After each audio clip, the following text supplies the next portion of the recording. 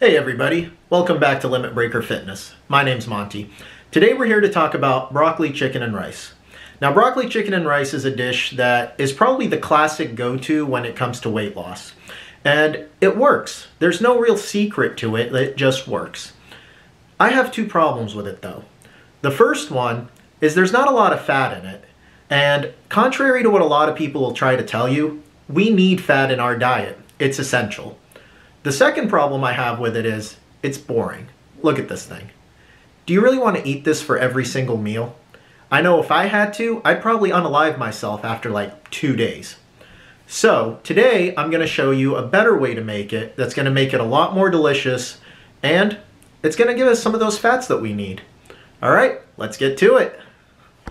Okay everyone, so to get started, we're going to go ahead and get all of our ingredients ready. Today I'm using chicken breast, frozen broccoli florets, and long grain rice. Now to amp up the flavor, I'll be using extra virgin olive oil for the chicken and broccoli, teriyaki sauce to put a nice glaze on the broccoli. I prefer the low sodium, that way I can control the salt content. For the chicken, I'll be using this beer can chicken seasoning. You can use any kind you want, just make sure it's not high in sugar, otherwise it'll burn in the pan. Last, I have this better than bouillon that I'm going to be mixing in with the rice to amp up the chicken flavor. First, we're going to go ahead and take a cup of our rice and we're going to rinse it under cold water until it runs clear. After that, we'll place it in a saucepan along with 2 cups of water.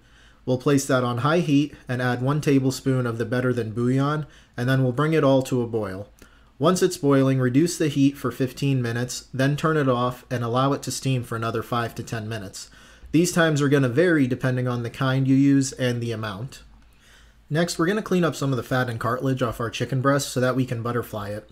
This is going to increase the overall surface area so it'll cook much quicker and make it much less likely to dry out.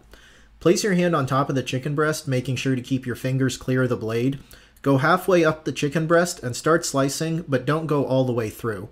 Open it up like a book and then go ahead and season both sides. Now grab a heavy bottom pan and place it on high heat. Once it's warmed up, place 1 tablespoon of olive oil into the pan and allow it to heat up until it starts shimmering.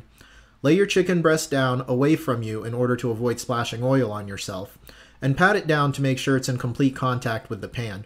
Otherwise, it could just steam on the bottom instead of forming that nice crust that we're looking for. Each side should take about 3 to 4 minutes, but there's going to be a few different factors that affect this, so the best way to ensure it's properly cooked to 165 degrees Fahrenheit is to use a thermometer on the thickest part. Once that's done, take it out and allow it to rest. Once the chicken is done, go ahead and add a tablespoon of olive oil to the pan and let that heat up. Once it's come up to temperature, go ahead and add 2 cups of broccoli. Immediately give it a toss to coat it in the olive oil, then toss it every couple of minutes. By letting it sit for a couple minutes at a time, we can make sure that it gets that delicious browning that we're looking for. Once this is done, go ahead and add 2 tablespoons of the teriyaki sauce and start tossing it. Kill the gas and the residual heat will caramelize the sugars in the sauce and it'll put a nice glaze on it. Now all that's left is to plate it up. Go ahead, add a cup of the rice and all the broccoli. Add the chicken along with all of its resting juices. Now this whole plate is going to come in at around 870 calories. With 65 grams of protein, 63 grams of carbs, 31 grams of fat, and 5 grams of fiber. Now admittedly, this is going to have more calories than the classic version, but I don't know about you guys, this is something I actually want to eat and I can stick to. Well, there you have it folks. If you liked the video, please make sure to share and subscribe. Now let's hit the B-roll.